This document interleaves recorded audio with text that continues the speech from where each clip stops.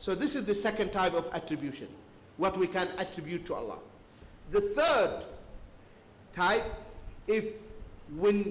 what is attributed to Allah? The thing that you attribute to Allah, it is not material. It is not something material. It is immaterial.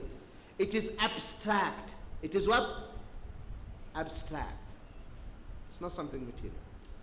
Like what? I'm going to give you examples, first of all, what they mean by abstract. For instance, intelligence. Is this something material? Smartness, beauty, cleverness, love. Can you give me 1 kilogram, love?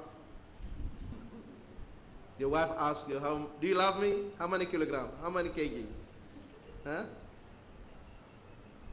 It is something abstract. Are you following? If something is abstract and it is attributed to Allah, then it is an attribute of Allah. I repeat. If something we attribute to Allah and we add it to Allah and it is not material, it is abstract, then this thing that you add to Allah or attribute to Allah, it is a quality, it is an attribute of Allah. Like what? Ilmullah, Allah's knowledge. The knowledge is abstract, isn't it? So then the knowledge becomes what? Sifa, nat, quality, attribute of Allah. Because it is abstract. Because it is what? Is this clear to everyone? Allah's power. So these things are attributes of Allah. What about Ruhullah, spirit of Allah? Material, isn't it? So it is an attribution of honor, like the house of Allah and the camel of Allah. Is this clear to everyone? So that's when we come now to the hadith. وَرُوحٍ مِّنْ, and he is a spirit from him. What does it mean? This is for honor, respect. Allah attributed this spirit to him. That it doesn't mean that he's part of, because the spirit is something material created and it exists in something else, so it cannot be part of Allah, because it is a creation and he is the creator. Clear? Everyone? If you feel sleepy, change your position, change your seat, wash your face, okay? Inshallah. وَرُوحٌ مِّنْهُ وَالْجَنَّةُ حَقٌّ وَالنَّارُ حَقٌّ. And we have to believe that Jannah is truth. Haqq, it is the truth. It's a reality. It exists. Where is the Jannah? In heaven. Allah says, وَلَقَدْ رَآهُ نَزْلَةً أُخْرَى عِنْدَ سِدْرَةِ الْمُنْتَهَى عِنْدَهَا جَنَّةُ الْمَأْوَى. Allah Azza wa Jal says that Prophet Muhammad, he saw Jibreel twice near the Sidra. Sidra is a tree in the Jannah. Indaha, at that tree, next to that tree is the Jannah of Ma'wa, the garden of eternity, the abode, the Jannah of Al-Ma'wa, where we are going to have everlasting stay. So the Jannah is there. And the Prophet ﷺ, on the night of the Mi'raj, he went and he entered the Jannah, right? And he walked in the Jannah, right? And he heard the steps of Bilal and the day of resurrection will be there by Allah's power. Kun fayakun. Right? It's not difficult. And we know that the whole cosmos will be different on the day of resurrection. All you see, it will be totally different. The sky will split asunder, the mountains will turn into powder, and the seas will be ablaze. So everything will be different. So the Jannah is a reality. It is created, true or not? Already created. The Prophet walked in the Jannah. He entered the Jannah. He saw the Jannah. And subhanAllah, he saw a palace in the Jannah. He said, whose palace is this? They said, this belongs to a man from Quraysh. So he said, I thought it was mine. He said, let me go in. He said, it's not yours. This is Umar ibn Khattab's palace. Allahu Akbar. This is the palace of Umar. And the Prophet ﷺ said, what stopped me from entering your palace, Umar, only your jealousy. Maybe you feel jealous. I see your palace and your wives there. And Umar cried. Umar cried. Yes.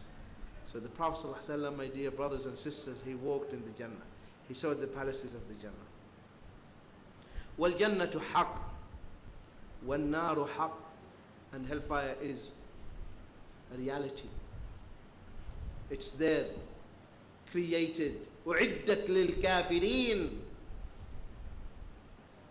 Prepared for the disbelievers, rejectors of truth. It is ready, made. The Prophet saw Jahannam. He saw the hellfire, the Prophet ﷺ. And he saw Malik, the gatekeeper of the hellfire. He saw all that. And that's why when he came in the Eid, in one of the hadith, he addressed the woman. And he said, oh woman, give sadaqah. Because by Allah, I have seen you are the majority among the people of the hellfire. They said, why? He said, because you are ungrateful to your husbands.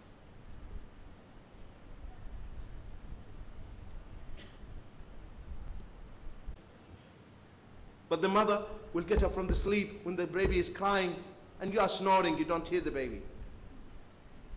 She will leave the sleep and go to the child. You don't have that quality. Okay? Because the man and the woman, they complement each other. Because everyone has a task to do. They have a task we cannot do. And we have tasks they cannot do. So everyone should carry his own task. So we complement each other. Are you following? But if we try to reverse it, will be chaos. A man wants to be a woman wants to be a man. Chaos. And people, they want to do this now, right? Women, they want, yes, we are like men, we can do whatever you want, you do.